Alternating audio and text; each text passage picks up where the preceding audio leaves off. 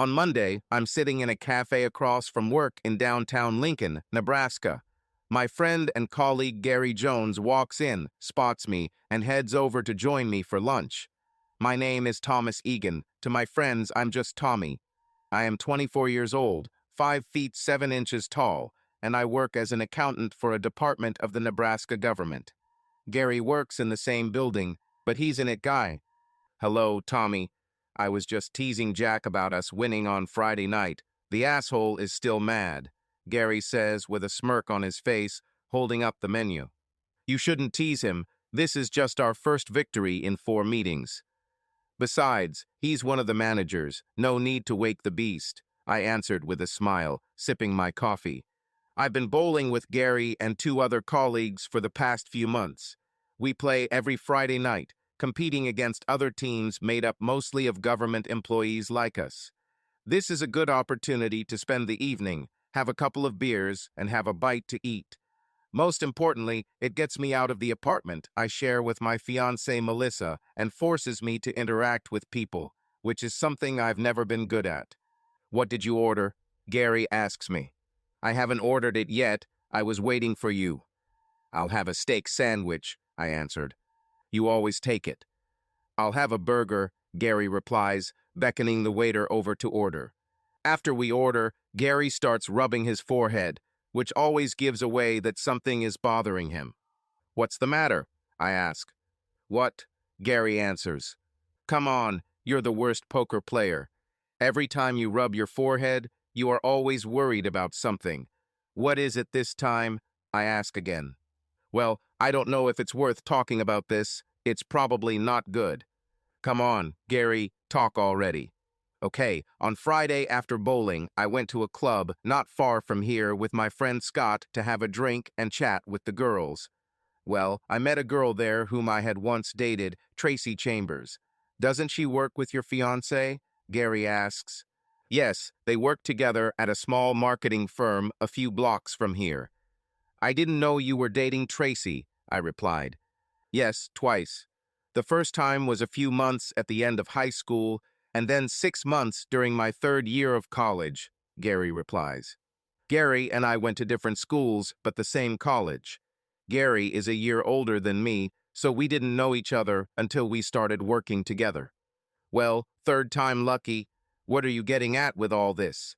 I ask, not understanding why this bothers him. No, it's over. Some women you don't want to have a serious relationship with, but that's the case with Tracy. But for one-time sex, definitely. She just loves sex, Gary replies. Why wouldn't you want to have a relationship with her again? What happened? Did she break your heart or something? I ask. We were never serious, but let's just say she always kept her options open. What? Did she cheat on you? It's complicated. She made it clear in college that she didn't want to be tied down, that we both needed to be open to having fun with other people. We had what you might call an open relationship, Gary shares.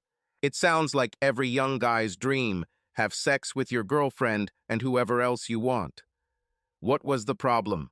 I answer. She had a lot more sex than me. And judging by the way she looked on Friday night, not much has changed, Gary replies. So, that's the whole problem. Do you still love her or what? I continue to ask. No, not for a relationship. Like I said, I ended up with her in college. Then what's bothering you? You look like you have something on your mind, I ask again. Well, does Tracy go clubbing with your girlfriend on Fridays?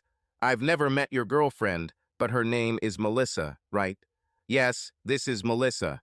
She goes out with her colleagues on Fridays, so I joined your bowling team. I didn't want to stay home alone, I answered. You know, Tracy is one of the people Melissa goes out with, Gary asks. Yes, Tracy is now her best friend since they started working together a year ago. So I'm a little surprised that you dated Tracy. It's a small world, I answer. Yes, Lincoln is not that big. But she was never my crush or anything. She dated a bunch of guys in college. I was just one of them. Okay, is that all? I ask Gary. No, there is something else. I saw 2 other girls with Tracy on Friday night. They were all popular with the men, danced with them, and became quite intimate with the guys, if you know where I'm going with this. Gary speaks, and we are interrupted as our lunch is being served. As the waiter leaves, I start to get annoyed that Gary might be hinting at my fiancé. You don't even know Melissa, and you're going to tell me what? What do you think? Is she cheating on me? I say, my irritation is clearly visible. Tommy, you're right. I don't know if I'm talking about your fiancé. I just know there were two girls there with Tracy, a tall brunette named Jess and a petite slender blonde named Melissa. But all three danced with the guys, kissed them, and left with the guys at the same time. I don't know if they went to another club or something else. Hell, I don't even know if this is the same Melissa as yours. Gary answers a little defensively. I'm sitting here not knowing how to take this. Melissa is a petite, slender blonde, and her friends are Tracy and Jessica, as Gary described. I take my phone, open the gallery, and show him a photo of my bride. Is this the Melissa you saw at the club? I ask, showing him the phone. Yes, that's her. Sorry, Tommy, I thought you needed to know, Gary replies. What exactly did you see? What did she do? Not Tracy or Jess. What was Melissa doing while you were there? I ask more insistently. To be honest, I didn't pay much attention to her. She was with a guy. I thought that they were a couple, that he was her boyfriend. Jess and Tracy were dancing with a few guys, and my friend Scott was interested in Jess. He talked and danced with her for a bit, but she started flirting with another guy, and we moved on. Gary answers. What did you see Melissa do? Why did you think this guy was her boyfriend? I ask again. She danced only with him. I saw them hugging at the table. I also remember them kissing. Sorry, Tommy. I've been wondering if I should tell you, but if it were me, I'd want to know. Gary replies, shaking his head. I put my head in my hands. I can't believe this is happening again. Seriously, what the hell? Listen, Tommy. Once Melissa started going out with Tracy, it was almost inevitable. Tracy is not the right person for your girlfriend to hang out with. She's a bad influence on her, Gary adds. When they left, did they go home together or to another club? I don't know. We stayed at the club after they left. Did they look like they'd had enough? Usually you can tell who is going to another club and who is going home, I answer. I honestly can't say for sure, but if I had to guess, I'd say they were all heading to someone's house, not another club. But this is just my guess. I think to myself, I came home on Friday around 10 p.m. Melissa came back around 1 a.m. If Gary went to the club after bowling, she was probably heading home, back to me. Do you remember what time it was when they left? I quickly asked Gary. Oh shit. We arrived at the club around 10:30 or so, and they were already there dancing with other guys. I'd say they left just before midnight because we stayed for at least another hour, and I got home a little after 1 a.m., Gary replies. Crap. They had plenty of time to do something before Melissa returned home. Now I'm starting to wonder who this guy she was with. She usually gets home around 1 a.m. Last Friday was no exception. Do you know this guy Melissa was with? Have you seen him before? I asked Gary. No, I do not know him. The guy the tall brunette Jess was dating, I've seen him before. He studied in our college too, but he was a year or two older than me. I don't know his name, Gary replies. Thanks anyway. I really appreciate you telling me, Gary. You did the right thing by telling me, I answered in a gloomy tone. No problem. What are you going to do? I don't know yet. Not sure if she's actually cheating on me or just flirting a little. Even just flirting could be enough to make me break up with her. I just need to think things through. We finished our lunch and went back to work. I'm not sure what to do next. Confront her. Maybe I should try to find out what she does on Fridays. One thing I'm definitely not going to do is accept it or just do nothing. This is not an option. I left work early because in my current mood, I couldn't concentrate on anything. But I didn't want to go home either. I needed to think about all this before talking to Melissa. There is a bar on O Street not far from work, and I decided that this would be a good place to sort out my thoughts. The bar was almost empty after lunch break, so I sat down at the back table with a beer. My thoughts turned to Melissa, the woman I planned to marry. We met in our last year of college. Melissa was a year younger than me, and we studied different subjects. But from the moment we met, I knew that she was the one for me. Melissa is a little more outgoing than me. I've often been called a nerd, but that's not entirely true. I'm just a little introverted. It's not that I'm shy, it's just that I need time to get used to people. Melissa made it easy for me, and she never had any problems communicating. She is also more impulsive than me. My reserve means I'm more likely to think before I act. Pretty much the same as what I do now. But our differences in personality are the reason we get along so well. Together, we complement each other. We moved in together when she was finishing her last year of college, and I was already working as an accountant. 6 months ago, after she started working as a marketing assistant, I proposed to her in a small restaurant in the city center. Before I met Melissa, I had only been in 2 serious relationships. The first were in my senior year of high school with a girl named Josie McIntosh. We lost our virginities the week of prom. Yes, cliché, I know. But during the summer break before college, I found out that she was cheating on me. It was especially painful because she was going to college in another state after the holidays and promised that we would have the whole summer to be together, only to find out that she's been spending more time with another guy she just met.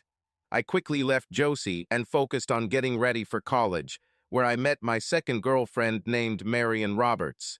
We took a few classes together, so I got to know her during our first year of college. We started dating only at the beginning of our second year. We were together for more than 2 years, and I was sure that Marion was the one with whom I wanted to spend my whole life.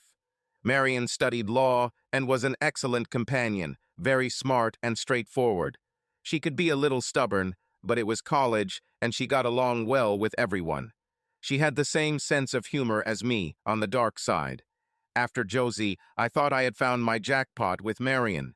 We planned to go on a big trip to Greece after graduation, before getting jobs and moving in together. It all fell apart at the beginning of our senior year. I skipped a couple of classes to visit her at the house she shared with 2 other girls, hoping to spend time together while we had the whole place to ourselves. It turned out that Marion had the same idea, but not with me. It was much more painful than with Josie. This relationship seemed real to me, which made Marion's betrayal even more painful. I spent the rest of the year focusing on school, trying to forget her. It was only after the worst Christmas of my life that I returned to campus and met Melissa for the first time. Everything had seemed endlessly gray up to this point after spending the Christmas holidays attending my father's funeral. When I met Melissa, she changed my whole world, making it bright again. She made me feel life and hope again. Now I have to face the very real possibility that Melissa, too, is cheating on me, like Josie and Marion before her. I can't help but feel like this will bring dark clouds over me again if I let this happen. To think, over the last few months I've been dropping hints that maybe we should have a baby right after we get married, an idea that now seems absurd. I went to the bar to order another beer and my phone showed that it was already 4 o'clock in the afternoon. Melissa and I usually take the bus home together after 5, and I'm not sure I can handle that right now. What will I say? My friend, whom you have never met, saw you dancing and kissing another guy on Friday, and so the wedding is canceled. We are breaking up. I can't help but think about my father, Mark Egan, and everything he went through. I spent my teenage and adult years deciding that I would never follow in his footsteps, that I would never be like him. I loved my father. We had a special bond that only fathers and sons have. It didn't mean that I didn't love my mother or that she didn't love me. It was just different. I was my father's son. And this is what bothers me, that my life is following in his footsteps, although I am determined not to let this happen. My father was an accountant all his life until he died at 44, during my senior year of college. And now, like him, I work as an accountant. But it's not the similarities between us that bother me. This is the type of marriage he has been with my mother, Jennifer Egan, and I am determined not to follow that path. From the outside, it looked like they had a strong, loving marriage, both professionals with a loving child, a beautiful home in the suburbs of Middle America, and Lincoln, Nebraska certainly is. Even from the inside, their marriage seemed blissful and happy. We went on fun vacations together from time to time, and I never really wanted anything growing up. Mom and Dad always got along very well and were affectionate to each other. They loved to talk to each other and almost never quarreled. On the rare occasions they did, it was quickly forgotten. They kissed, hugged, and moved on with their lives. Yes, my childhood seemed as good as anyone I knew. I had a best friend, Raymond, who has been with me since my earliest memories, and he remains my best friend to this day. The story of his father, Charlie, whom I raised as Uncle Charlie, is different from the stories of most other children's parents when I was growing up. You see, Uncle Charlie and my father have been best friends since we were kids, just like me and Raymond, I think. Uncle Charlie runs a small electrical appliance business where his son Raymond now works as a mechanic. But for as long as I can remember, I also knew that Uncle Charlie had a special relationship with my mother, a relationship that can hardly be called normal. My earliest memory of their special relationship was being woken up late at night when it was time for me to sleep. I heard my mom screaming and cursing, but somehow I knew she wasn't hurt. I was confused when I opened my bedroom door. My room was next to my parents' bedroom, and I noticed that the TV was on in the living room. Walking down the hallway, I found my father watching a show. When he saw me, I remember that he looked kind of sad. I didn't realize it at the time, but I'm sure most dads wouldn't be proud of his wife and best friend waking up his little son during noisy sex. He convinced me to sit down with him and watch TV, and I even remember him turning up the volume a little to drown out the noise coming from my parents' bedroom. My mom and Uncle Charlie always got together on Saturday nights, not every once in a while, but every Saturday night, for as long as I could remember until I left home to stay on a college campus. In fact, I'm sure they're still in touch even after my father's death. It was for this reason that after my father's funeral, I didn't say a word to my mother, not a single one. And my father didn't die from cancer or an accident. No, he committed suicide just days before Christmas, almost 2 years ago. I remember when I was little, I always looked forward to weekdays after school when I could spend time with Raymond, whether it was playing with trucks in the sandbox, learning to ride a bike, or playing basketball in the driveway. Ray always spent weekends at his mom's house. His dad, Charlie, and his mom were married for a short time, but have since divorced. Ray's mom gave Charlie custody of Ray when she met her current husband when Ray was just a few years old. I don't think Ray's new stepfather wanted someone else's child around all the time. I also remember being several years older than my first memory of Uncle Charlie and my mom spending Saturday nights together, my parents chatting and drinking with Uncle Charlie in the dining room while I watched a movie on TV. My bedtime curfew was a little later, so I had to stay up late enough that often my mom and Uncle Charlie would quietly head to the bedroom together, and my dad would join me to watch the end of the movie together. One of these nights I continued to look at my father. He seemed somewhat resigned to what was happening in their bedroom, but I still thought he was a little saddened that it was happening. When I asked directly, as children do, why Uncle Charlie and Mom were having children together, I think my father was a little alarmed. I don't think he thought I knew what they did together. Before this, if I ever asked, it was just, they're having some grown-up time. But now he knew that I understood what was going on, and he seemed a little upset about it, because even his own son was now pointing it out. I never understood why Mom slept with Uncle Charlie or why my father allowed it to happen, especially under his roof. And throughout all this time, he always remained Uncle Charlie's best friend, and there's something else that's hard for me to understand. When I was finishing elementary school, the neighborhood kids played soccer with me, Ray, and two other kids in one of our backyards. Two brothers, Rick and Jeremy, lived in the house behind ours, and that day we were playing in their backyard when I got into a fight with the older one, Rick. We just beat them, but Rick has always been an underdog. However, on this day he crossed the line. When he complained, as always, I called him names and told him to take it like a man. Well, he replied that everyone knows how my mother perceives this, that she likes to have sex with a big black guy every weekend, and that at least his dad wasn't a weak cuckold bitch like my dad. This was the first time I heard that word, cuckold. I had no idea what that meant, but I knew exactly what he said. He was humiliating my father with insults. I ran up and hit him in the face as hard as I could. I wasn't a big kid at all, maybe a little below average in height and size like other kids my age, but the anger I felt in that moment was enough to send Rick to the ground with a bloody nose. He was lucky because if I hadn't hit him, Ray would have. Ray, like his father Charlie, is tall and has a strong, athletic build. Ray has also always been good at sports, his favorites being football and basketball. Although we're the same age, Ray looks a year or two older and a good 8 inches taller.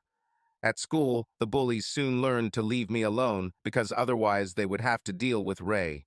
And Ray could fight too. I saw him beat the hell out of one bully who was picking on me and one of our friends at school. He barely even broke a sweat doing it. But later that day, after a fight at my neighbor's house, Rick's parents were furious and demanded an apology. I was angry because I wanted to say what Rick said, that I had the right to hit him. But I didn't want to tell my father what everyone in our neighborhood was talking about him. I was too embarrassed. So I apologized, but then I started getting angry at my mom because, in my opinion, she was the one who caused all of this in the first place. Mom could tell there was something wrong with me and later cornered me to tell her what really happened, which I did, every damn word. My mom didn't seem to handle it very well. She went into the bedroom and cried. I didn't understand why they insulted Dad, and as far as I could tell, it was her fault. A week later, when I returned home from school one afternoon, I saw a large "for sale" sign in the yard of our house. We were moving. Luckily, it was just on the other side of town and not somewhere else in Nebraska. After we moved in, it was my mom who went to visit Uncle Charlie at his house every Saturday night. After that, he rarely came to our house on those Saturday nights. Looking back now that I'm older, it's clear that my parents cared about how they were perceived in society and that my father couldn't stand being ridiculed by all of our neighbors just because my mom wanted to have Uncle Charlie's bed. To this day, I have never asked her why. Why would she do this to a man who loves her? The man she said she loved too. Why would she slowly destroy him by sleeping with his best friend every weekend? I could see the look in my father's eyes when he was with me as a child, pretending not to listen while my mother had fun right in the hallway. I never understood it. I just knew that it made him seem depressed, that it was slowly killing him inside and ultimately leading to him committing suicide. That's why I decided to never be like him, that I would never accept it the way he did. I look at my phone again. It's almost 5 p.m. I can't handle Melissa and what she may have done right now. Her actions brought to the forefront everything I tried to hide about my parents. I need to talk to Raymond. I need to get my head in order. I texted Melissa that I was going to Ray's and would be home later. I texted Ray to see if he would be home after work. He told me he would be. Hey, Tommy, I'm a little surprised to see you on a weeknight. Something happened? Raymond asks as he lets me through the front door. Yes, you can say so. There's just something going on with me and Melissa, but I was hoping to talk to you about something else, about our parents. I answer as we both sit down in his living room. Ray just raises his eyebrows. Ray and I have avoided talking about our parents and their special relationship our entire lives to this day. Wait, do you want a beer first? I have a few in the refrigerator. That would be good. I might need it. Ray returns with 2 beers, and we sit down again. I don't know where to start. This afternoon, I was thinking about my dad and everything that happened with my mom and your dad. None of this makes any sense to me. Before, it was just something we never talked about, not with you. Not with Mom, not with Dad, not with anyone. I tried to understand why they did this, how they could do this to him. I probably don't have the answers, Tommy. I mean, I didn't know anything was going on between my dad and Aunt Jen until I was probably a lot older than you. That's when your mom started coming to visit us. On the Saturday nights after you moved in, I was at my mom's most of the time, but sometimes my mom was too busy and I would stay home and my dad would encourage me to play video games or watch a movie in the living room. room while he was talking to Aunt Jen in his room so I wouldn't interrupt them. So he never said anything about it? Did you ever ask him why my mom was visiting without my dad? Oh, I knew why she came. I could hear them. I wasn't stupid. I knew exactly what they were doing. My father never seemed to want to talk about it, so I didn't ask. Has he ever talked about my father? I mean, when Mom didn't come, just day by day. He talked to your father almost every day. As far as I could tell, they were still best friends right up until your father died. Ray answers. None of this makes any sense. I say, shrugging my shoulders. Come on, Tommy. It might not have made any sense when we were younger, but you certainly understand what they were doing now. It's damn obvious. Ray replies, shaking his head. Yes, my mother cuckolded my father with your father. But why? This is what I don't understand. Why does some guy let his wife or girlfriend have another guy? Hell, I've been offered someone's girlfriend several times. People are more twisted than you think, Tommy. Why did they ask you? I'm asking if maybe I'm a little naive or something. Because for some couples, it's their business. For a guy to watch some fit black dude sleep with their wife.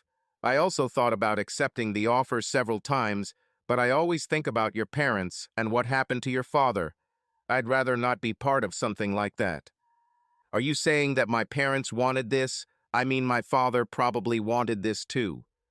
If he hadn't done that, I know my old man would never have slept with your mom. My father loved Uncle Mark like they were brothers. Ray replies, I'm struggling to accept that my dad might have wanted Uncle Charlie to sleep with my mom. If it upset him, why did he need it? He seemed sad and a little depressed to me every time my mom and your dad went into the bedroom. How could he want this? I asked, not expecting Ray to answer. I don't know, Tommy. Maybe your mom wanted to do it. Maybe your dad had no choice but to agree or lose her. Who knows? Still doesn't explain why, though. You said some couples like it, but it's been going on since we were kids. I bet my mom still sees your dad even now that my dad is no longer around. If this is so, this was their trick, their perversion, then why are they still doing this? I ask Ray, still a little confused. You don't want me to answer that question, do you, Tommy? Ray asks, raising his eyebrows. Yes, I know. Okay, are you sure? I'm not saying that's why our parents did it, but I think most people do it. Great, I answered Ray. I think couples who bring another guy in usually happen because the guy thinks he can't satisfy his woman.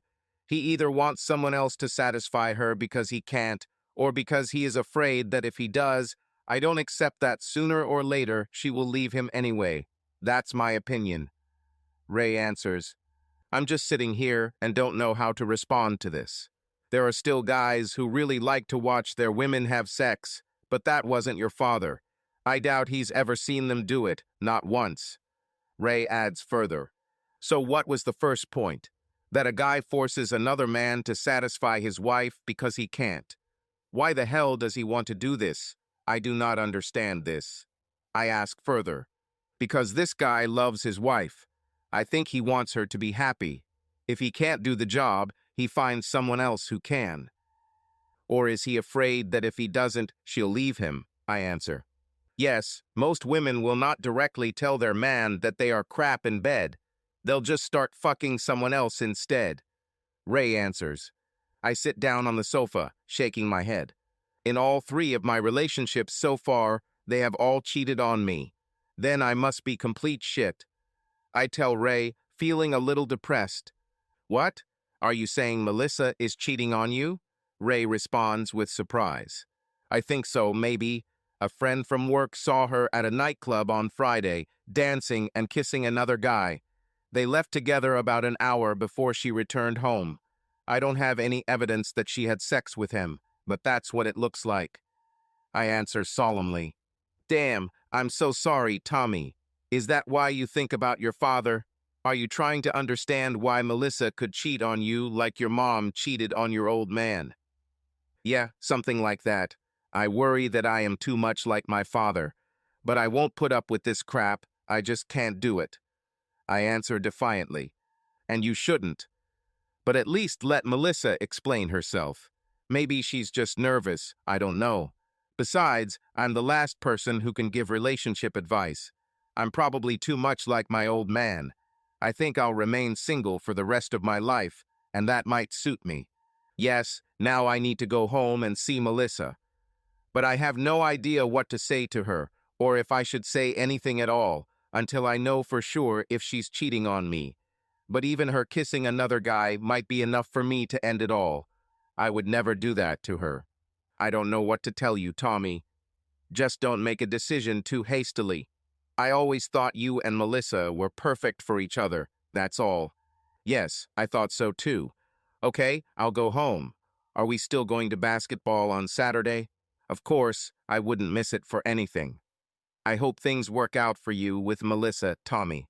I just shrug as I leave his apartment. What will I tell Melissa? My reserve tells me to take a step back, to think about everything. If I start accusing her of cheating without evidence, I will probably ruin our relationship. On the other hand, isn't kissing another guy enough? What difference does it make whether she slept with him or not? Was this a one-time mistake, or has this been happening for a long time? No, I'll keep my cards close to my chest. I need to know more before I ruin our future marriage. After being accused of cheating, if it turns out to be untrue, there is no going back. When I walked into our apartment, Melissa was preparing dinner for both of us, and looked exactly like the woman I fell in love with. Melissa is 23 years old, a year younger than me, has golden blonde hair and blue eyes, is 5'3" and very athletic, although many say she is too thin. If they saw her naked, they would know that her body was more toned than skinny. Her breasts also suit her body type and are B cups, almost bordering on C cups, which look great on her petite, slender frame. She leaned over and kissed my cheek as I walked into the kitchen to find out what was for dinner. Go take a shower, honey. Dinner will be ready in 10 minutes. I nodded in agreement and headed to the bathroom. When we sat down to dinner, I said almost nothing, letting Melissa carry on the conversation as usual. How is Raymond? You don't usually go to see him on weekdays. He is okay. We were just chatting. I thought there were Saturdays for that. Yes. We continued eating without saying a word to each other for several minutes. Do you want to watch a movie in the evening? We could cuddle on the couch, Melissa suggests, trying to get me to talk. No, I have some things to do in the office, I answer, referring to our spare bedroom, which is set up as an office. After a few more minutes of silence, Melissa spoke again. Is something wrong, Thomas? Are you mad at me about something? Melissa asks quietly. No. I'm fine, I answered without looking her in the eyes. You don't look okay. You've barely looked at me since you came home. I'm tired and I have work. Just leave it, I reply dryly. Melissa leans back, shaking her head. She knows me too well and understands my moods. I would be a bad poker player if I played against her. My best option is to not be around her to avoid saying something I'll regret later. Later that night, when we went to bed, Melissa tried to initiate sex, but I turned her down, saying I was too tired and had work on my mind. I think this is the first time I've turned down sex with her. She must have realized that there was something wrong with me, but I can't be intimate with her just for her not to know how I really feel. I can't lie to myself or to her. On Tuesday, when I got to work, I texted Gary to make sure he was coming to lunch that day. I need to ask him for a favor. As we sat down to lunch, Gary brought up something we talked about yesterday. So, Tommy, did you talk to your girlfriend last night? Did something happen? No, I kept it to myself. I just need to find out if she's with the right guy. Was he just someone she was spending the evening with, or was it something serious? I still don't know if she slept with him. Maybe you can help me with that, Gary. Hey, I'm not going to sleep with your girlfriend, if that's what you mean, Gary replies with a grin. I shake my head and chuckle a little as well, taking a bite of my steak sandwich. No, I mean, maybe you can watch her next Friday to see if she's with the same guy again, or whatever else she might be doing, and then let me know. What, I'm a detective agency now? Do you want me to write down license plates and take photographs and keep track of them? Gary laughs. Hey, maybe I should hack her phone and install spyware that will follow her every move and record everything. Gary continues laughing. No, this is not a fantasy. I just want you to go to the club as usual, and if you see them, maybe see what they're doing, who they're with, especially Melissa. Perhaps it was just luck that I met Tracy and her friends last Friday. There are too many places for them to go. I'll be bar hopping all night trying to find them. Some of these places charge admission, you know. What if I find out where they go? Can you go there to look after them? I asked. Are you sure Tracy won't be suspicious if she sees me in the same club again? Does Tracy know where you work, or that you know me? I know Melissa doesn't know you, I reply. No, I haven't talked to her since college. I didn't tell her anything last Friday either. I'm not even sure if she knew I was there. My buddy Scott would definitely like to try his luck again with that brunette. What's her name? Jess? Gary asks. Yes, this is Jess. I don't care if he tries his luck with her, but he shouldn't try anything with Melissa. I'm not trying to set her up. And don't tell him about me or Melissa, please. The fewer people who know about it, the less likely it is to backfire. Yes, okay, I can do it. And please, Gary, stay away from Melissa. Don't talk to her. If we stay together and she meets you later, which inevitably will happen, I don't want her to think that I forced my friends to spy on her. Okay, I understand. Don't flirt with beautiful ladies, but can I talk to other women, or am I strictly at work? Gary laughs again. Do what you want, just try to keep an eye on Melissa if you can. The rest of the week passed slowly. At home, I still didn't talk to Melissa much, but I tried not to show my disappointment in what she did last Friday. I still didn't want to have sex with her. She tried again on Thursday night, but I made excuses again. It was hard to concentrate and have fun bowling on Friday night. The worst part was that we played the same team we beat last week, but this time we got crushed. Jack started making fun of us from about the second frame. Gary was angry with me, suspecting that I was deliberately playing poorly. We managed it anyway and finished about half an hour earlier than usual. As we were leaving, Gary came up to me. Well, did you manage to find out where they are going this evening? You still want me to do this, right? Yeah, she said they'd go to Gravity first, that's all. I hope they're still there when you come. Okay, let's hope so. By the way, do you want me to call or write to you if I see anything? Or just call anyway? Gary asks as we approach our cars. Just text me if they are there so I know. Maybe just send updates, and if something really happens, like if Melissa goes home with another guy, then call me. Yes, sure. Okay, I'll go wash and change clothes. I hope I won't have anything to tell you today. Yes, I hope so. I think I'll find out everything before the end of the night. My phone rings, there's a message. I just got out of the shower after returning home. I think Gary is fast, but he lives near the city center, so maybe he's already in the nightclub. I checked and I was right. I just arrived, 3 girls are here. Tracy is already dancing with the guy. The other 2 are sitting alone.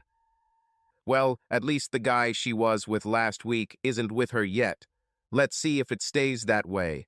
I reheated the leftovers from last night's dinner. If I do end up leaving Melissa, I will really miss her cooking. Halfway through my dinner, the phone rings again. Scott dancing with Jess. She's interested in him today. Tracy is talking to guy number 2. Melissa is still single. Okay, that's good news. Part of me becomes a little more hopeful. I sit down to watch a movie. It's only 9:30, and I want to be alert in case Gary texts me again or, God forbid, calls me. By 11 o'clock, my phone rings again. Scott is now kissing Jess. I think he's on it. Tracy also kisses another guy. Melissa danced with 2 guys, but didn't talk to them. She's been doing well so far. I'm happy with the update. Maybe she just had a little too much last Friday and got carried away with another guy. Perhaps there is still hope for us. It's almost midnight, and there haven't been any updates from Gary since then. Melissa usually gets home within an hour, so let's hope nothing else happens. 5 minutes later, my phone rings again. Scott just left with Jess. They're going to see him. Tracy also leaves with another guy. The guy from last week is here and talking to Melissa, but she doesn't seem interested. She leaves with Tracy too. I quickly wrote back to him. Can you check if they share a taxi or Uber with Tracy, or if she takes her own? Thank you. A minute later, my phone rings again. Melissa is in her taxi. I think she'll be home soon. Thank you, Gary. I owe you for tonight. About 10 minutes later, a taxi is parked in front of our house, and moments later, Melissa walks through the door. I'm relieved. I expected the worst tonight, but Melissa pleasantly surprised me. Are not you asleep yet? What are you watching? Melissa asks, walking up to me and kissing me on the cheek. Oh, nothing. I was about to go to bed myself. Well, just give me a few minutes to shower, and I'll join you. Maybe you'd like to have some fun tonight, Melissa asks with a slight pleading in her eyes. After barely talking or touching each other all week, I can tell she misses me. That sounds good. Hurry up, I reply, heading towards our bedroom. For the first time this week, I really want to be with Melissa. I missed her too. 20 minutes later, I'm lying on my back, staring at the ceiling as Melissa curls up next to me and falls asleep. We had sex, and I loved it. I kissed her a little more than usual before we started making love. It was like I was secretly telling her thank you for not letting me down tonight. The sex itself was normal for us. I don't do a lot of positions or vary them. I've never done that. But lying here, I remember what Ray said about why wives and girlfriends cheat, because their boyfriends or husbands don't satisfy them in bed. Instead of telling them about it, they just start looking for someone else who can give them what they need. Is this what happened to Melissa last Friday? She got hers last weekend, and now she's had enough for a while. Maybe she will cheat on me again next week or 2 weeks later when she needs it again. I start to think about myself. Am I really satisfying her? Or am I bad in bed? I was never the biggest, the toughest, or the tallest. In many of these areas, I'm probably a little below average. But I try to keep myself in shape. I walk a lot during the day, bowl on Fridays, and throw with Ray on Saturdays. I'm definitely not fat, maybe a little too skinny to be honest. Yes, I could use a little more muscle on my bones, but I've never liked going to the gym. It's the most boring thing in the world for me. So what about my performance in bed? Maybe I'm not the most expressive, or I don't try different things, different positions. But right now, I'm just glad she's apparently not cheating on me with someone else, even if she did kiss a guy last week. On Wednesday, Gary had to cancel our usual lunch because of work, so I decided to try a different cafe, which is a big change in routine for me. While standing in line, I noticed that the woman in front of me seemed familiar. When she walked up to the counter and started ordering, I realized it was Marion, my ex-girlfriend from college. After she ordered, she turned around and saw me standing behind her in line. "Oh my God, Tommy, it's so nice to see you," Marion said, hugging me. "You look good. Good to see you too, Marion." "Do you need to run, or are you going to eat here too? Do you have time to chat?" asked Marion. Yeah, sure," I replied as I placed my order. Marion chose a table in the far corner, and I followed her. Sitting at the table, Marion began a conversation. "So, Tommy, what are you doing? Where do you work?" "I work for one of the government departments here in the city center as an accountant, of course. And you?" "Oh, I'm a paralegal now, waiting to become a lawyer. I work in a small private law firm. I hope this experience will help me get a more prestigious job." "That's great. I hope it works out for you." One of the staff brought our orders, and I couldn't help but notice the large, sparkly ring on Marion's ring finger. "Are you married?" I asked her. "Engaged. Wedding next month. I'm already tired of all these preparations. I just can't wait for this to be over." "Most women love planning their weddings. You sound more like the groom," I said with a smile. "I loved it, don't get me wrong. But after 6 months of stressing over every little thing, now I just want to have the wedding and go on my honeymoon. Going somewhere special." Marion froze for a moment, looking into my eyes, then took a deep breath. "We'll go to the Greek islands. I'm so sorry, Tommy," she answered quietly. This is where we plan to go after graduating from college. We chose every place, every hotel, every attraction. Then I caught her cheating, and we broke up. Well, at least you'll finally go there. I hope you like it, I really do, I replied, trying to smile. Thank you, Tommy. It's funny, but Peter wasn't initially keen on the idea. He wanted to go to Mexico instead. What does Peter do? How did you meet? I asked, trying to change the subject. He is also a lawyer. We met in one of my classes in college. He was giving us law students advice on finding a job after graduation. Thomas, Peter is the guy you found me with. I never got the chance to apologize to you. I'm really sorry. You are a good person. I am sure you will make someone very happy, Marian answered directly, as always. Well, at least you're marrying that guy. There's probably a silver lining in that. I'm also engaged, and we're planning to get married in 6 months, although we haven't decided on a date or location yet. This is great news. I'm so happy for you. We ate our lunch in silence for a while. There was something I wanted to ask her, something I always wanted to ask. I don't want to make you feel uncomfortable, Marian, but there is something I've always wanted to know. Why did I do this? I think that's the question, right? Answered Marian, always so insightful and straightforward. Well, yes. At that time, I thought we were doing well. I planned to marry you, spend my whole life with you. I didn't know you were unhappy. It took me completely by surprise when I saw you two together that day. Marian took my hand for a moment. I'm so sorry, Thomas. You deserved better than what I did to you. Much better. I thought about it a lot later, trying to understand why I did it. I was happy with you, very happy. When we were planning a trip to the Greek islands, I even secretly hoped that you would propose to me there. So why then? If you were happy, why did you do this to us? I asked her quietly. Oh God, I rehearsed 100 times what to say to you so that you would feel better and not think that I was such a bitch that I was. But I think you deserve the truth, and the truth is that I wasn't happy, not the way I wanted to be, and I acted selfishly. Marian, you just said that you were happy with me a minute ago, that you wanted to marry me. I don't understand. I felt very good with you, being in a relationship with you. When I say I was unhappy, that doesn't apply to that. Oh God, I'm sorry, Tommy, but I wasn't happy with us in bed. I looked away for a moment, shaking my head. Ray was right then. Women cheat if their boyfriends don't do well in bed, I said quietly. Don't say that, Thomas. Just, okay, do you want me to be completely honest with you? Please. Sex was always the same for us, and after a while it became terribly boring. It was like a predictable scenario every time we made love. And you never wanted to change, no matter what I tried. There was also another small problem that didn't help. I can't believe I'm telling you this, but you're a size small.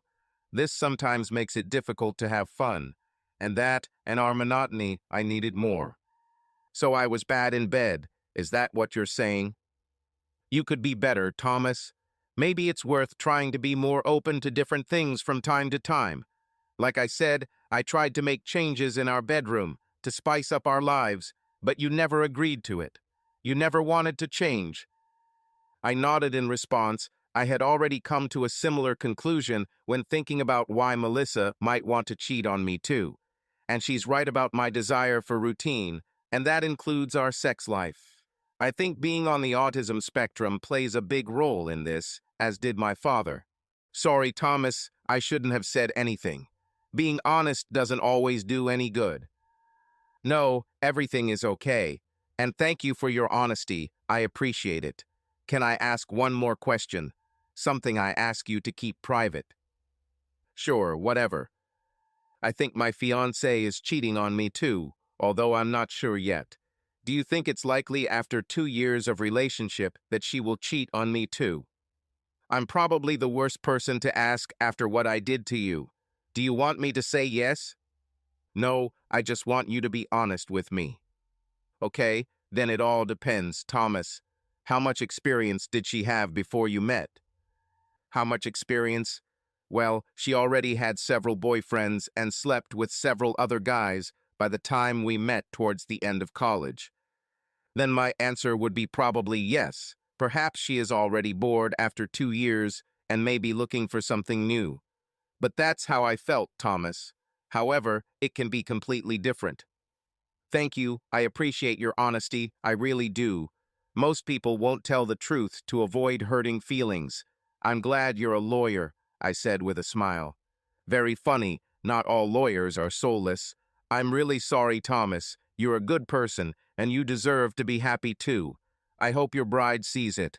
Just try to keep things fresh in the bedroom. That's my only advice. We finished lunch and promised to keep in touch, although I doubt we'll ever do that. On Thursday after work, Melissa had just left for the gym, and I decided to use the free time to play on the console when I heard a knock on our front door. Opening the door, I am surprised to see my mother standing in front of me. I have no idea why she's here. I thought I made it clear after my father's funeral that I didn't want anything to do with her anymore. Are you going to invite me in, Thomas? Mom asks quietly. I move aside to allow her into my apartment. Before she sits down, she places her bag on the dining table, and I sit opposite her. My mother's name is Jennifer Egan. She is now 45 years old, but she still looks great for her age. When I was growing up, all my friends thought she was sexy, although Ray was the only one who never said it. The fact that she slept with his father may have meant that he saw her differently.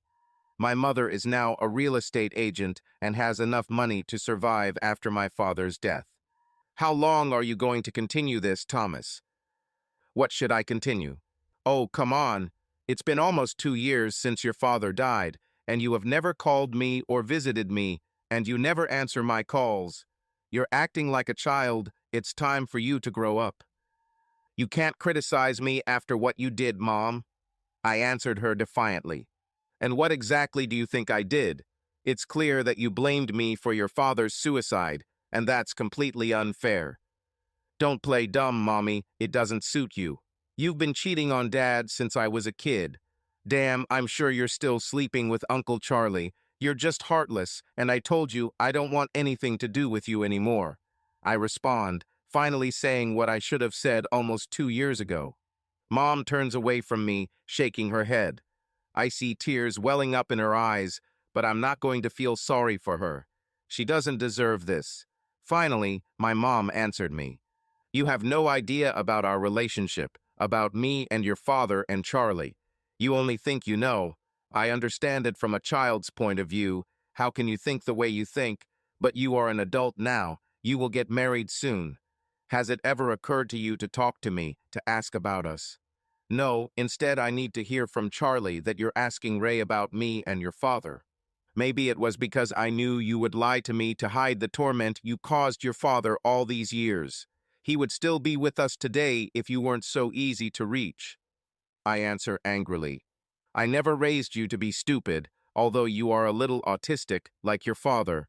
But even this is not an excuse. Do you seriously think that I ever tried to harm your father, my husband?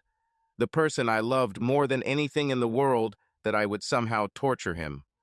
I know you did. I saw the look on his face every time you were busy having sex with Uncle Charlie.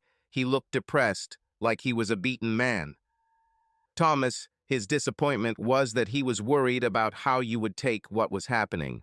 He was such a proud man, and he loved how you looked up to him. He was afraid that you wouldn't respect him because you were too young to understand what was going on, and then his pride wouldn't let him explain it to you when you got older. Well, he wouldn't feel this way if you didn't have someone else on your side, Mom. He wouldn't have to worry about what I would think then, would he? Have you ever thought about this? Were you thinking about not having sex with his best friend while your husband and son were home, or was the only thing that mattered to you was pleasure? Mom shakes her head again and looks away, taking a deep breath before answering. Thomas, it was your father who wanted me to have sex with Charlie. It was your father who spoke to Charlie to convince him to agree to this. It was your father who wanted this, don't you understand? My mom is begging me to come back. I sit for a moment. I can't believe what my mom is telling me. Why did my father want my mother to cheat on him with his best friend? This doesn't make any sense. Nonsense. Dad never wanted this to happen. As you said, he was a proud man. Why the hell did he even want his best friend to have sex with his wife every week, year after year? You just lied to me now to cover up what you did to him. I finally answered, "No, I'm not lying to you. I don't want to explain the details of our sex life. It's not something any parent should explain to their child. You'll just have to take my word for it that this is exactly what you need. Your father wanted it. I loved your father. I will always love him." Mom explains quietly. So why then? Why did he commit suicide if he always wanted to? I answer Mom. It wasn't because he hated me sleeping with Charlie. It was because he was too proud for his own good. Remember when we moved when you were still in elementary school, after you told me what the neighborhood kids were saying about him? Mom asked. Yes, that everyone knew you were sleeping with Uncle Charlie. Well, your father was upset that the neighbors knew about us. He couldn't see their faces, their accusing glances when he was in the yard or in the store. That people will talk about him, make fun of him. He was too proud of this man for that. So he immediately put the place up for sale so he wouldn't have to deal with them. It still doesn't explain why he killed himself. You were in college and you stayed on campus. I doubt you knew that someone at his work found out about me and Charlie and started telling everyone at his work. Your father quit his job instantly, but the damage was already done. The chess club even found out that he had been attending for more than 20 years. At first, he wanted to put our house up for sale and move away from Lincoln, away from everyone we'd ever known. But then he privately decided to find a simpler solution that meant we wouldn't have to leave. Mom answers quietly again, tears rolling down her cheeks. But if you hadn't slept with Uncle Charlie, none of this would have happened. You're right, none of this would have happened. I'll have to live with this for the rest of my life.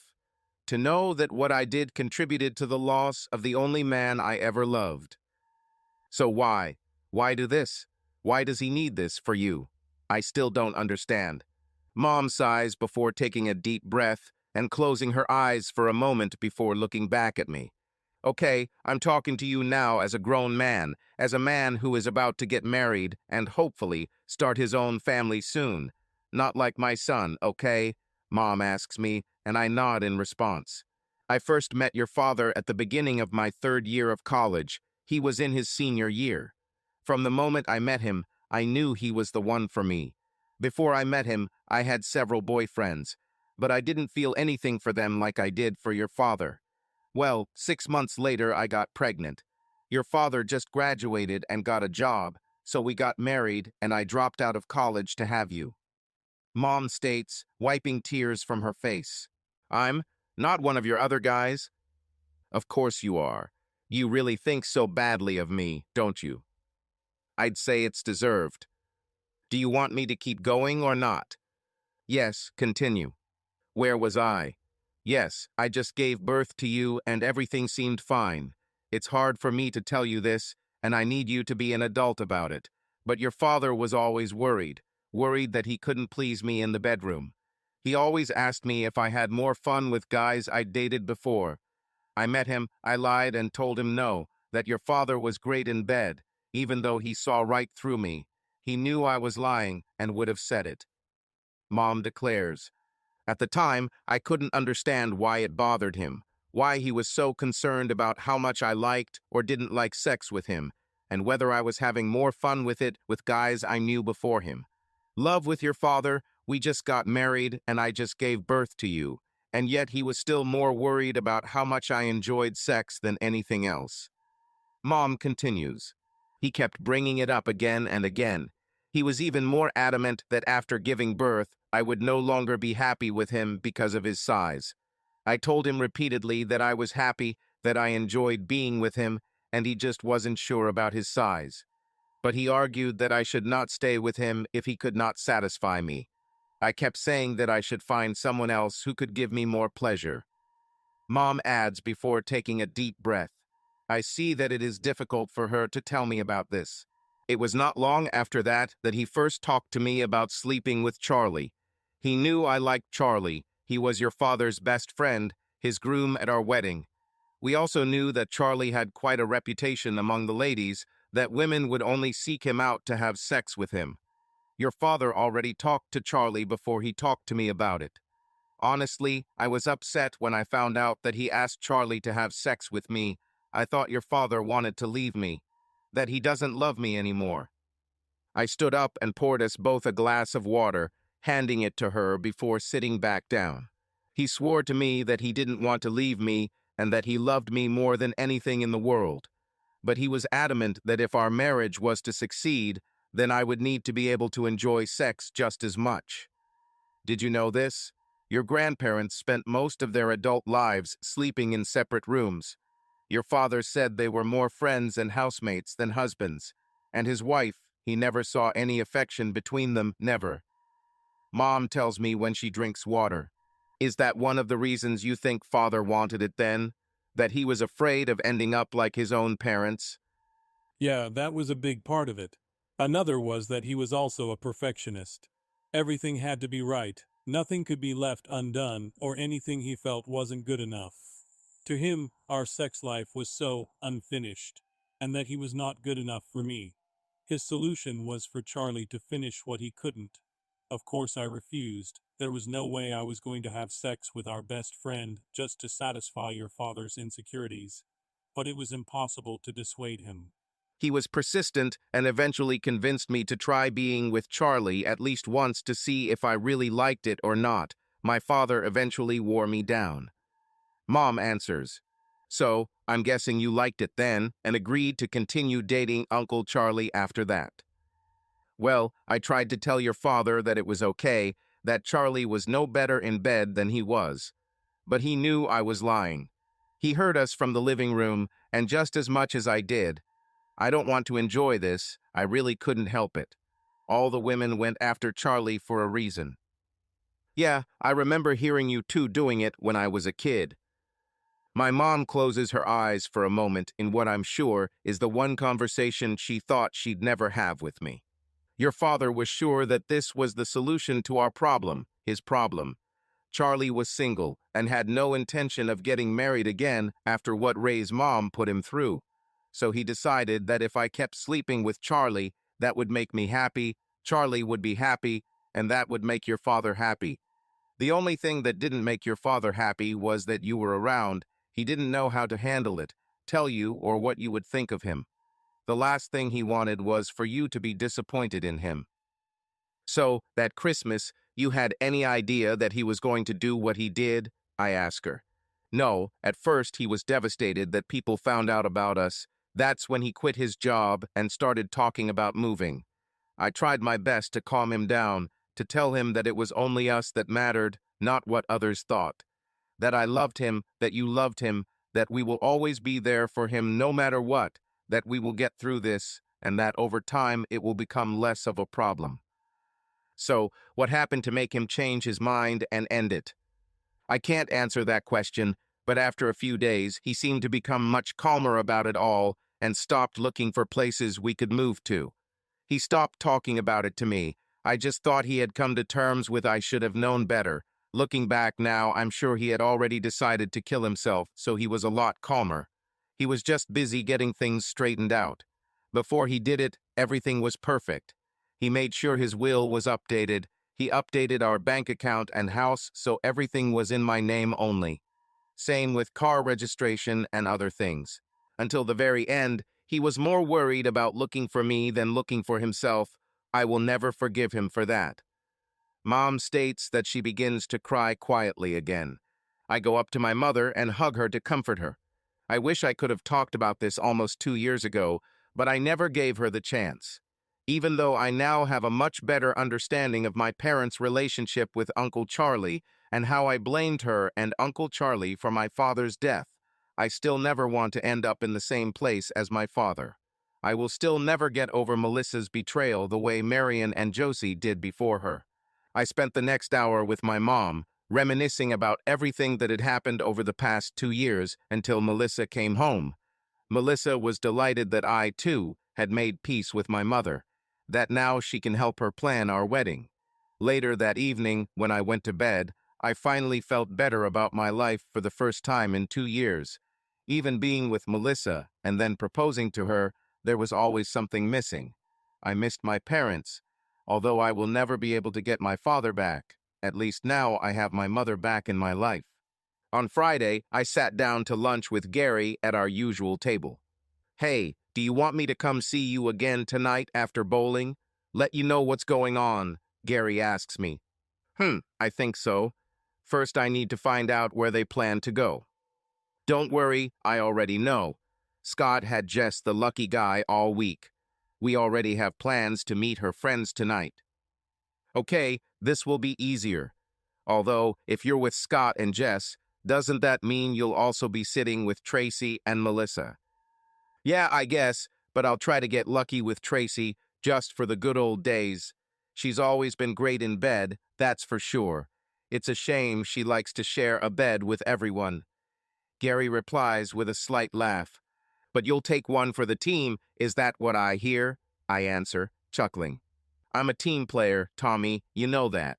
Besides, if you want me to find out how Melissa really feels, this might be your best chance. Yes, but how do I introduce you to Melissa later? She might suspect that I'm keeping an eye on her. No, I'm Tracy's ex and Scott's buddy. Even if we meet again later, everything will be fine. It won't even occur to her that I was looking after her all the time for you. And I'll try to get back into Tracy's pants anyway, so everything will be okay. Yes, you are right. If you talk to her, just don't get personal by asking questions. If they're talking about the guys she's dating, then everything is fine. I'd rather you not bring anything up about me and her unless you have to, okay? Got it, boss. Do you want me to do the same thing as last time? You know, text updates? Yes, everything is fine. But call me if she does anything bad with another guy. Certainly. Driving home from bowling, I ask myself why I didn't bother to ask Melissa to stop spending Friday nights with friends. I mean, I'd give up bowling if she asked me to. But there is a difference. I do business with the people I work with, and there is little chance that I will be lucky with a girl. On Friday nights, she goes to nightclubs with two single women whose every intention is to get lucky with random guys. This is the main reason why people go to these clubs to find someone to have sex with. Isn't she tempting fate by doing this every Friday? Or maybe that's why she's here, because she wants to be lucky like Tracy and Jess. Well, if Melissa is cheating on me, it doesn't matter, because that's where we'll be done. However, if I find out that her kiss with this guy was just a one-off mistake, then I'll ask her not to go to clubs with Tracy and Jess anymore. That I don't like the idea of guys harassing her all night. But first, I need to find out the truth, not what Melissa wants me to hear, but the real truth.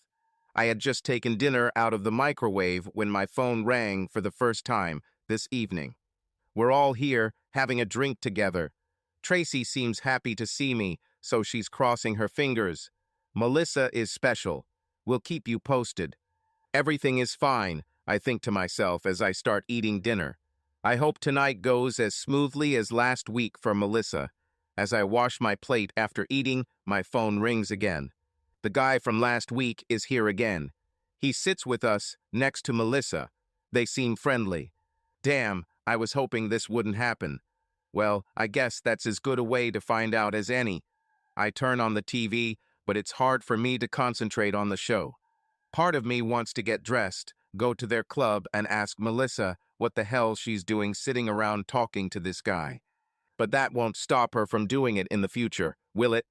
No, I need to know so she doesn't think I'll find out. This is the only way to truly know whether she will cheat on me or not. My phone is ringing again. Just got back from dancing, I couldn't be sure, but I thought I saw them kissing, or at least talking very close to each other. It's hard to say where we were from. We'll keep you posted. While last week's posts were better than I expected, this week's posts are worse. I need to start thinking about what I would do if she cheated on me today. What if she later leaves with this guy? Can I really just sit here and pretend everything is fine, waiting for her to come home after sleeping with someone else? Soon after, my phone rang again with a new message. Melissa dances with him, but not too close. Tracy said Melissa needs to be fucked real good. Sorry, Tommy. I'll ask Tracy for more information. I just rubbed my face with my hands after reading this text. Melissa must have told her friends that she was sexually frustrated with me and that I was bad in bed. Thank you, Melissa. I didn't have to wait long for Gary to send me another message. I asked Tracy and Jess if Melissa is married to the guy she's with now. She's wearing a wedding ring. They said no, but her fiancé doesn't mind her coming here to meet guys. I asked them why Melissa was still getting married then. They said she loves you. She just needs something more. That you can't give it to her. Sorry. Fuck you, Melissa, and you want something more with someone else. I won't be made a fool anymore. So what am I going to do? Should I leave? Damn it, why should I leave? She's the one lying. She can pack her damn bags and leave as soon as she gets home. I'm sitting on the couch, angry at what Melissa is doing at this very moment. About 15 long minutes pass before Gary texts me again. I think I'll be lucky with Tracy today. Scott and Jess just went home and fucked. Melissa is still here with her boyfriend, but I definitely haven't seen her kiss him yet. For now, we're just talking and dancing. It still sounds like it's just a matter of time, so I make myself a bourbon to try and calm down a little. Right now, I feel so damn helpless, unable to stop the train wreck that is coming. Another 30 minutes passed, and it was almost midnight when Gary sent me another message. I'm leaving with Tracy and going back to her house. Melissa is still here, talking to the other guy. His name is Martin. I don't know if anything will happen between them, but I think not. I replied, "Thank you, Gary." I don't know how to feel about his latest message. It may or may not be good. But now I won't know what will happen if she leaves with him or if they kiss in the club. She usually gets home in just over an hour. Will she come home early or spend the rest of her time with him? I finish the bourbon and decide to have another. Now it's a waiting game. But what will I say when she gets home? What do I know that she spent the night talking and dancing with a guy named Martin? What does it prove? Her friends seem to think she needs to get laid, but I don't know if she's followed through with it yet. Fuck it all. I hoped she would be home in a taxi soon after Gary and Tracy left, but she wasn't. She went home with that Martin guy. It's now 12:30 and still no Melissa. At 12:45, I hear a taxi pull up, and I have no idea if anything happened or not. I retreat to our bedroom before Melissa walks through the front door. While she showers, I try my best to fall asleep, hoping to put this off until I'm less angry. On Saturday morning, I go to Ray's to play basketball on the court in front of his house. I still haven't talked to Melissa about what did or didn't happen last night. I feel like a plane stuck waiting to land. I want this to end, one way or another. This unknown makes me very nervous.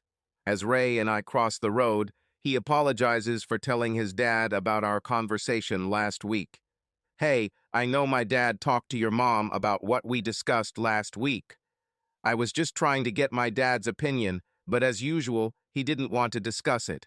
He said that this is a conversation you need to have with your mom, and that he will make sure Aunt Jenny comes and talks to you. Sorry, Tommy, I didn't mean to get you in trouble." "It's okay, Ray, and your father was right. Mom came and we talked. She explained everything. I should have discussed this with her a long time ago, but I'm glad I did." "So, are you in contact with your mother again?" "Yes, and that's great. Is it true? And what did she say? Was I right about why they brought my father in?" "Yes, you were right." "And for what reason exactly?" "I bet it's because your father loved her and wanted her to be happy." "Yes, I don't think he ever thought she would leave him. He just wanted her to be happy. Your father makes my mother very happy, as it turns out." Ray nods, passing me the basketball. "Okay, but if you think that means I'm going to play soft with you, then you're wrong," Ray states with a smile, and we begin the game. An hour later, we sit down to rest. My body aches.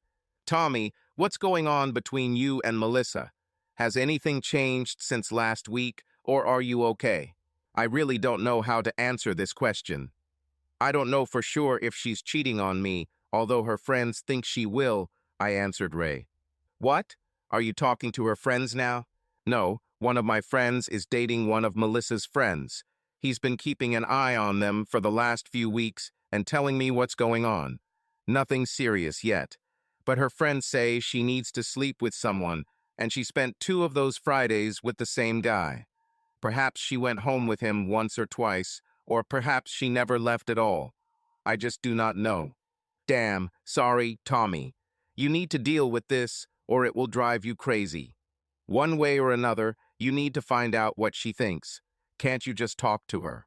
And to say that, "Hi, honey, do you cheat on me when you go out with your friends?" Maybe you can ask her not to go to clubs anymore. I understand that girls like to dance, but her going out with friends is just an invitation to do so. Why don't you go with her, or you both find another place to go together? She loves to dance and knows that if I start walking with her, it will only be because I don't trust her. Besides, she needs to spend time with her friends. I have my bowling and basketball nights with you. I would be better off if random guys didn't try to hit on her. I will ask her to stop if I know that she is not going to cheat on me. So what now? Are you just going to keep getting information from your friend until she does something wrong? How long will it take? Your relationship will probably end sooner if you can't trust her anymore and are paranoid every time she goes out. You need to deal with this soon, Tommy. Yes, it is necessary. It's hard for me to even look her in the eyes now. I left this morning without talking to her, trying my best not to say anything to her, afraid that I would start screaming. I can't go on like this. Ray nods in agreement. I have one idea, but you're unlikely to like it, I say. What does this have to do with me? Ray answers. I know you like Melissa, and I saw her glance at you repeatedly. If she ever lusted after someone, it was you. Wait, it's not my fault. I can't help that I'm so handsome, Ray replies with a smile. Yes, but maybe you can find out if Melissa really wants to cheat on me or not. What? Are you serious? Do you want me to hit on your girlfriend to see if she'll sleep with me? You are crazy, Ray answers in bewilderment. No, maybe, but this is one way to know for sure, and I can trust you to tell me what happened or didn't happen. No, you're crazy. I like Melissa too, not because I want to sleep with her, but as your girlfriend. I was shocked when you told me you thought she was cheating on you. I didn't think she was capable of it. Besides, I'm your best friend and a good friend to her. Melissa wouldn't be stupid enough to agree to sleep with me. She should know what I'm going to tell you. I thought you always boasted that you could persuade any woman to have sex. Or were they just words? I'm sure you can tell Melissa that this will stay between you two. Think of something about how long you've wanted her, that you want to try her at least once before she marries me. Yes, I could, but I'm not sure she would believe me. What if she says no and then tells you that I tried to seduce her? How will I be your best man after this? I'll take care of that. If she stays true to me, I'll be happy to work something out. If not, it doesn't matter, there won't be a wedding. Damn it, Tommy. I can't believe you want to put me in this position. You know that no matter what happens, we're all going to feel like crap after this, right? No one will come out of this with their head held high. I understand, but I need to know, I answer. And what if she agrees? Should I come up with some weak excuse after trying so hard to persuade her? She will definitely understand that you sent me. No, if she agrees and you want, then you can go all the way. Then everything will be over between me and Melissa. Ray looks away, shaking his head as he bats the ball at his feet. Do you understand that you are actually testing her, trapping her with this? Ray answers, yes, I understand. But I wouldn't have to do this if she hadn't given me reason to suspect her of cheating. The guy she was with at the club is unlikely to tell me whether he slept with her or not, and she is probably smart enough not to make her infidelity public. I don't know what else to do. At least that's what I'll be sure of. Damn, guy. I can't believe I'm even thinking about doing this for you. I really like Melissa too, and this is such a low thing to do. Let me think about this for a moment. Talk to me this week, and I'll give you the answer, okay? Ray answers, okay, thanks, Ray. I know I'm asking a lot. We returned to Ray's apartment and I headed home. Part of me doesn't believe I'm asking Ray to do this, but I just don't know what else to do to resolve this issue without dragging it out. I was having lunch with Gary on Monday when he told me more about Melissa and her boyfriend Martin. When we finished partying on Friday night, I asked Tracy about Melissa and if she thought Melissa and Martin might have an affair, Gary said. And what did she answer? She's sure they can, but Melissa is being inaccessible. What does it mean he behaves inaccessibly? Well, a few weeks ago, they all went back to Tracy and Jess's house. I didn't know they were living together. I guess it was the first night I saw them, when they all left the club together with 3 guys.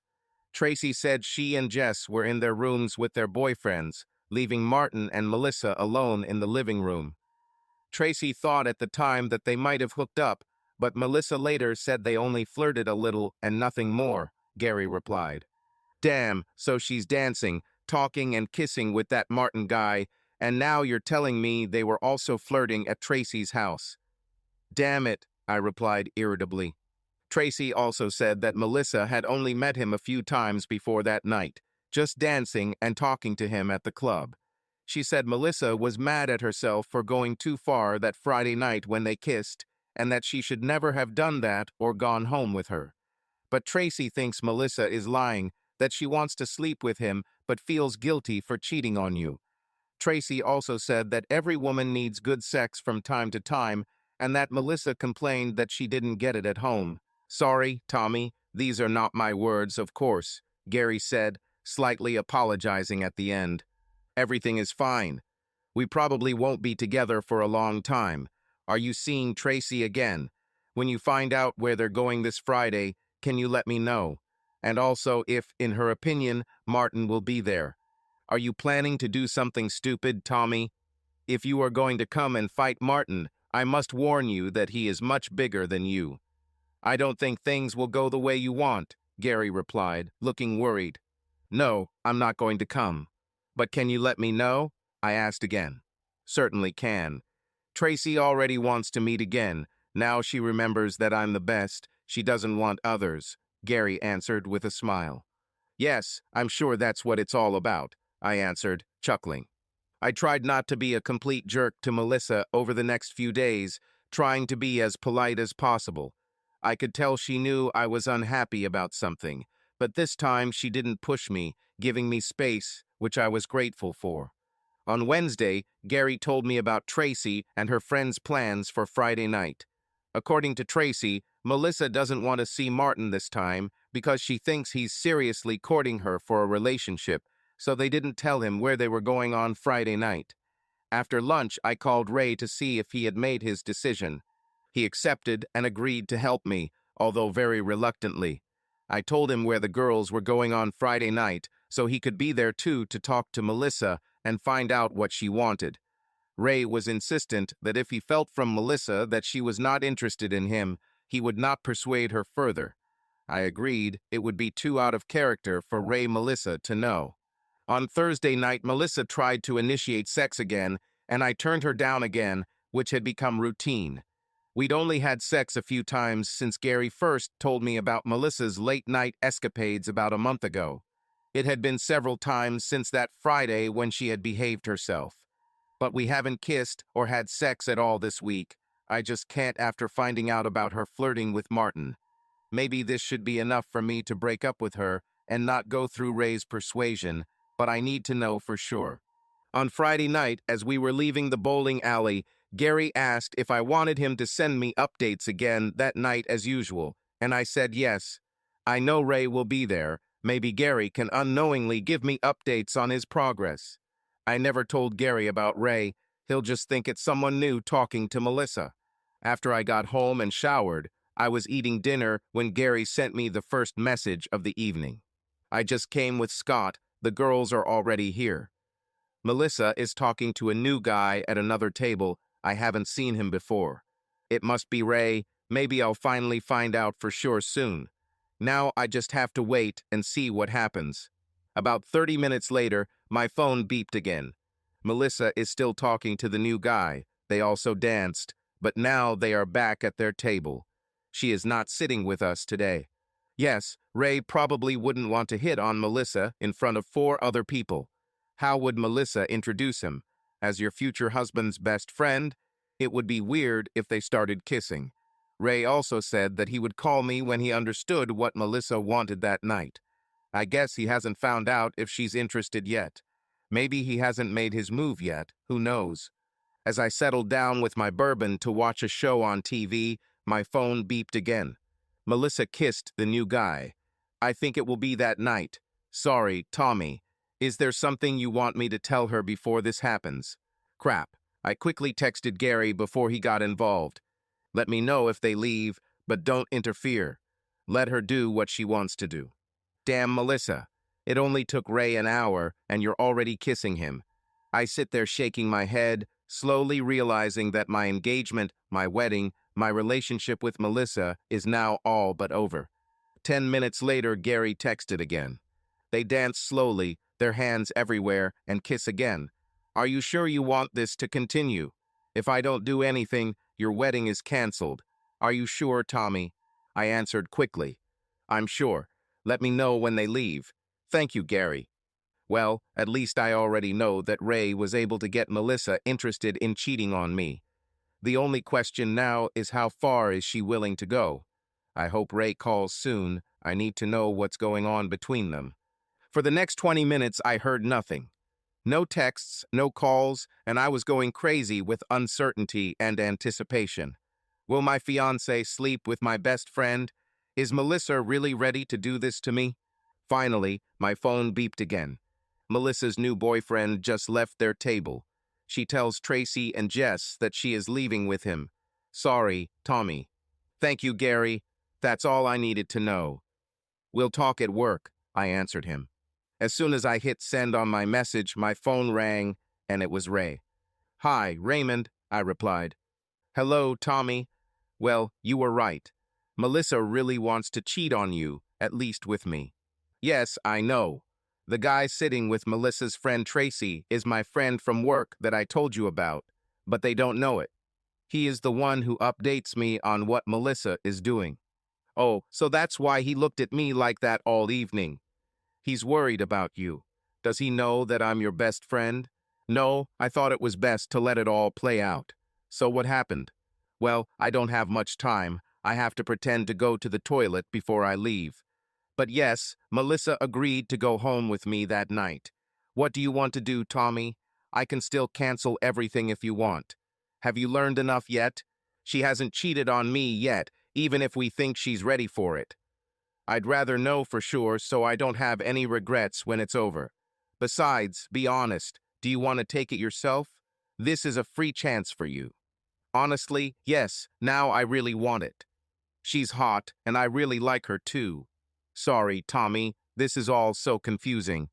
You still haven't told me how you managed to interest her. What did you say to her? Just saying I'm surprised to see her here wanting to meet guys and how sexy she looks doing it. She swore to me that she wasn't looking for guys, but I told her that if she's here in the club, without you, and dressed like that, she should understand that guys will hit on her, and that if she didn't want to date guys, she wouldn't come here. What did she answer? I asked quickly. At first nothing. She knew that I had caught her, and that it was true, but she would never admit it openly. Then I asked her if she really wanted to meet someone. Why didn't she think of calling me first? That I feel offended that she didn't call me. She said she didn't think I was interested because we're best friends. Then I told her about the kind of relationship my father had with your parents, and that he still has it with your mother. I said we could have the same thing. She seemed to think about it, and after a few minutes she told me she was interested, and it went from there.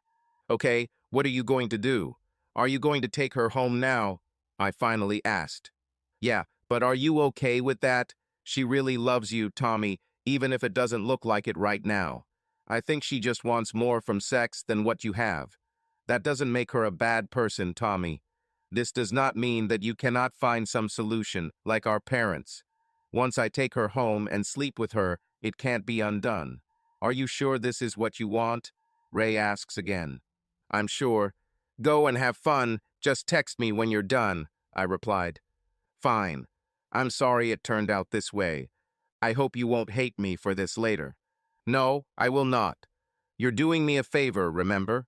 Now go, she will think that you left her if you stay longer, I replied, and we ended the conversation. I sat back in my chair, putting my hands on my face and rubbing my eyes. I still can't believe she's actually doing this. I also can't believe that I helped orchestrate this with Ray to make this happen. But if it weren't tonight with Ray, it would be another night with Martin or someone else. At least now I know, and when Raymond texts me later that it's done, it will officially be over between me and Melissa. There will be no turning back. I don't want to sit here and drink alone and wallow in my misery, so I decided to go to bed, taking my phone with me. In the morning, I will know for sure and can start planning my life without her. I hear the phone ringing in my hand. I fell asleep holding it. Sleepily, I open my eyes and see that it's almost 1 in the morning and I have 2 messages, one from Melissa and one from Ray. Melissa's message came first a few minutes ago, so I opened it. Hey Thomas, had a few drinks at Tracy's. I'll stay here overnight and see you in the morning. I hope you're not angry. Love you. What? She's going to stay all night at Ray's. I think I know what the message from Ray will say, so I open it. Done. She also wants to stay the night. You do not mind? I answer Raymond. Yes, whatever happens between you two is now up to you. She's not my girlfriend anymore. Fine. Sorry, Tommy. See you in the morning for basketball. Yes, as always, I answered my best friend. I tried to go back to sleep, but it's hard knowing that the last few years with Melissa have just faded away. As I lie in bed, staring at the ceiling, I can't help but think about my parents and their relationship with Ray's father, Charlie. Knowing that it was their relationship that helped convince Melissa to cheat on me with Ray, it's just another way this whole thing was so damn messed up.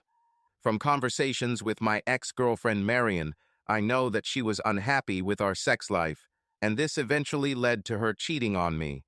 My first girlfriend Josie did the same thing, and now it's probably the same reason Melissa did the same thing. Will I ever find a girl who will be satisfied only with me, or, as Marion said, do I need to improve my skills? Do I need to be better, try different things, or risk it happening again and again? What if Melissa really loves me? What if her need for sexual gratification doesn't mean she loves me any less, like my mother loved my father? What if I do the unthinkable? What if Melissa and I could have the same relationship with Ray that my parents had with Uncle Charlie? No, I fought so hard not to follow in my father's footsteps, to not become like him. It doesn't matter if Melissa loves me or if letting her sleep with Ray will allow us to stay together, be happy. I cannot do it. I refuse this. I finally fell asleep for a few restless hours, waking up at 5 a.m. I got dressed and headed to Ray's house much earlier than usual for our basketball game. When I arrived about 5:30, all its lights were extinguished. I have a spare key, so I quietly opened the front door and sat down on Ray's couch. The sun had almost begun to rise, casting a faint light in the apartment. Sitting in silence, I hear sounds coming from Ray's bedroom, a mixture of bed creaks and female moans. Are they having sex right now? I wonder how many times Melissa has let Ray fuck her since they got here. Does she really think she can take a shower and wash off everything she's done in the last few hours so she can come back to me like nothing happened, to continue our relationship even though she had just spent the night having sex with my best friend? I hear screams, loud moans, and a lot of "take me" and "oh God" from Ray's bedroom. Again, I remember my childhood, waking up to the same sounds coming from my parents' bedroom, where my mother and Uncle Charlie were having sex, while my father sat quietly in the living room, as I do now. The irony is not lost on me. But unlike my father, I don't accept my fate. I don't agree with this. Soon after, Ray's bedroom becomes silent again. Looks like they're finally over, just like my relationship with Melissa ended. Everything is over. The bedroom door opens and Melissa comes out, naked and sweaty, heading to the bathroom. She flinches when she realizes I'm sitting in front of her on the couch. Her hands instinctively rise to her face, and she sighs loudly in shock. No doubt she sees the mixture of anger and disappointment written on my face as I look into her eyes and shake my head. She quickly runs into the bathroom and tears begin to stream down her face. I hear her try to say, "I'm sorry," through her tears before she walks back into the living room, still pleading with me. I slowly rise from the couch and head towards the front door, looking back at her one last time before closing the door behind me. When Melissa returns to our apartment a little later, I tell her to pack up everything she wants to take with her and leave. She desperately tries to talk to me several times, trying to somehow explain her actions, saying that she doesn't want to leave and that she still loves me, but I don't want to hear it. I leave the apartment when her parents arrive to help her move her things back home, heading to a nearby park to wait until she leaves. After Melissa texts me that she's going to see her parents, I return home.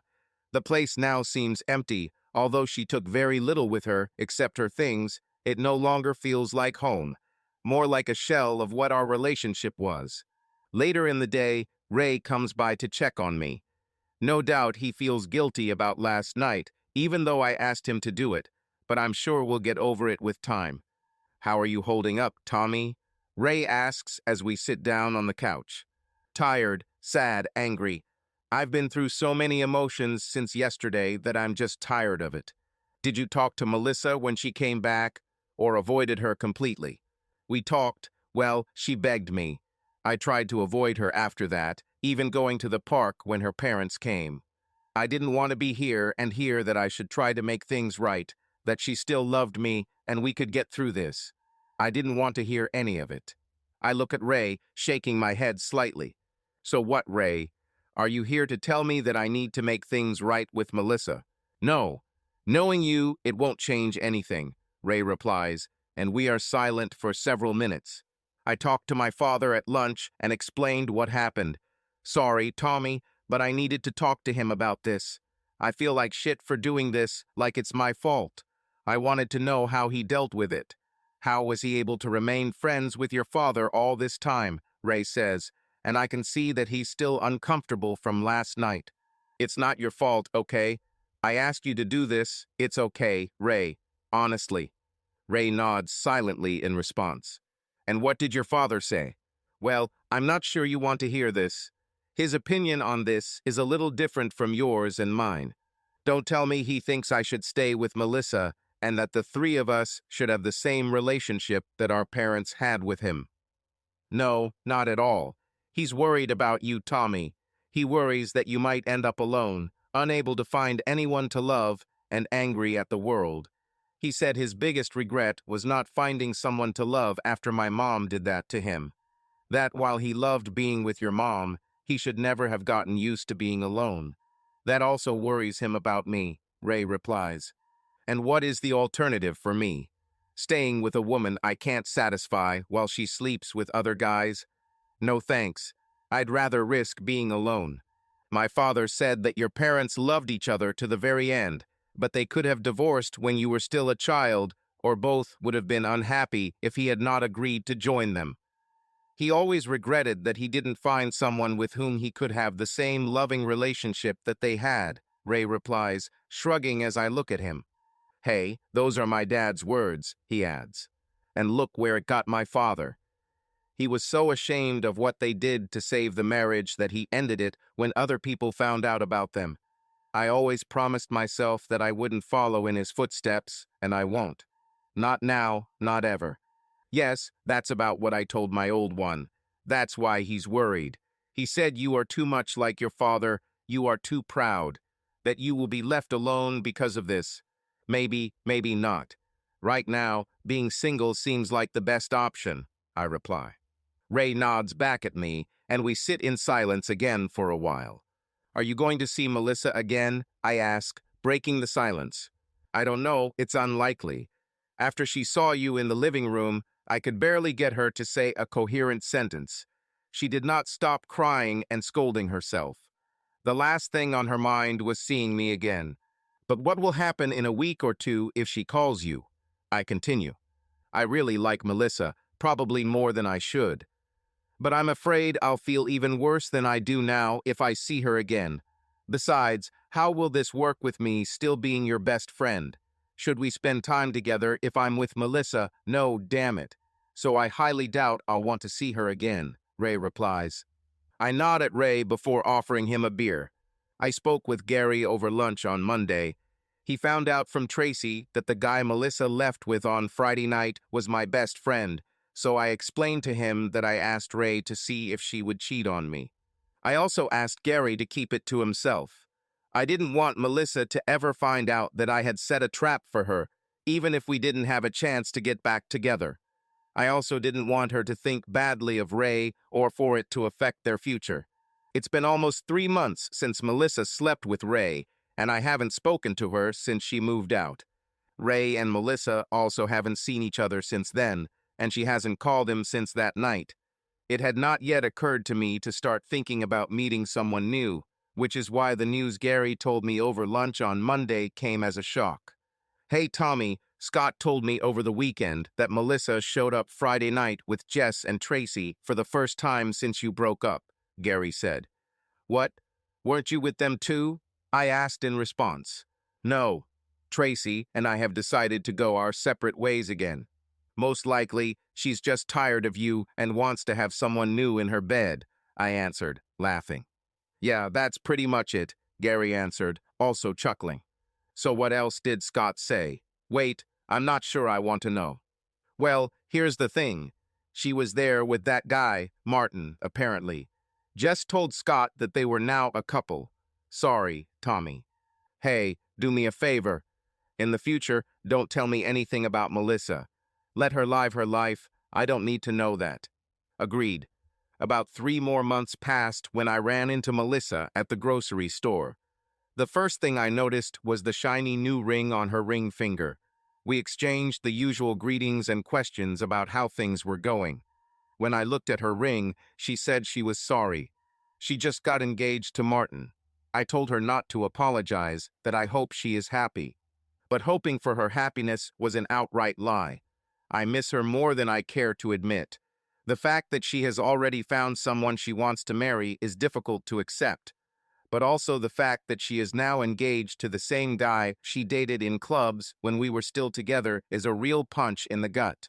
She may have slept with Ray, but her engagement to this Martin guy after just 6 months feels like a real betrayal. Did she love me at all? Since seeing Melissa again, I've been trying to go out more to meet someone new, but my heart isn't in it. Everywhere I go in Lincoln reminds me of my time with Melissa. I have to do something to break out of this gloom. So I decided to move to a new place to start over. Was thinking about moving to Omaha to be close enough to see Mom and Ray from time to time. But in the end, I decided what the point was. If you start again, you need to do it right. I started applying for government jobs in Florida and Texas. In my mind, these were the furthest places from Nebraska that I could go without moving to places like Chicago, New York, California, or Seattle. When I got a job with the Florida state government in Tallahassee, I began my move. I'm looking forward to it, meeting new people, a new job, and a new place to live. Maybe I'll find someone special there. I promised my mom and Ray that I would keep in touch through calls and social media, so they wouldn't likely notice that I was gone, and I will return every Christmas. Goodbye, Nebraska, goodbye to my old life, and hello to everything new. Ray's posts. It's been 6 years since Thomas left Nebraska and moved to Florida. Our weekly updates with him and his mom soon became monthly, then only for birthdays and Christmas, and now stopped altogether. It's been almost 3 years since his mom and I spoke to him. He changed his phone number and did not give us a new one, and did not update his social media accounts for these 3 years. I even went to Tallahassee 2 years ago to try to find Thomas, talking to several of his former colleagues there. What I learned was that Thomas seemed happy for a while. He liked his job, he got along with people, and he lived with his new girlfriend named Joanna. However, this did not last long, and according to his colleagues, Thomas broke up with her, and he did not take it well.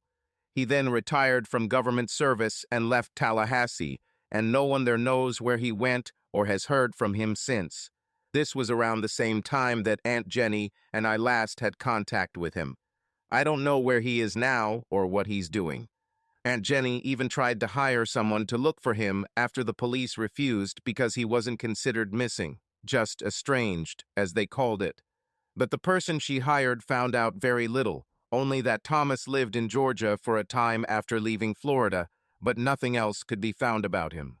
Then came that fateful day when Lincoln police officers showed up at Jennifer Egan's home to deliver some bad news. Her son, Thomas Egan, 31, was found dead in his South Boston apartment. They reported that he committed suicide. She has been a broken woman ever since, although my father, Charlie, and I did everything we could to support her. It's hard for me to accept, too, losing Thomas, my best friend, who I grew up with, my brother. But in the end, Thomas became what he feared most. He truly became his father's son. Subscribe to our channel so that your love doesn't cheat on you, and go ahead and listen to the next story, because this story is nothing compared to the next one. If you're under 18, don't even think click to the next one. Click to the next one. Click to the next one. Click to the next one. Click to the next one.